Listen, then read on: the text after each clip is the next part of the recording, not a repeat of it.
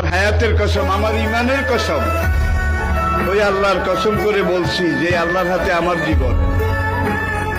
বর্তমান ফিলিস্তিনের যুদ্ধ শেষ হবে, ইমাম মাহাদি এসে যাবে। ইমাম মাহাদি আসার 9 বছর পরে, ইমাম মাহাদি আসার 9 বছর পরে ঈসা আলাইহিস সালাম আসবেন। আর ইমাম মাহাদি আসার পরে 9 বছর, এটার মধ্যে দাজ্জাল তার আবির্ভাব ঘটবে।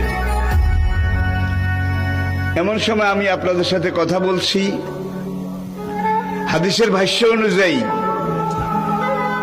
মনে করেন দাজ্জাল আপনার বাড়ির দরজায় এসে দাঁড়িয়েছে। এমন সময় আমি আপনাদের সামনে কথাগুলো বলছি, যেই সময় মনে করেন ইমাম মাহাদি আপনার ঘরের সামনে এসে দুয়ারে কড়া নাড়তেছে। কত কাছে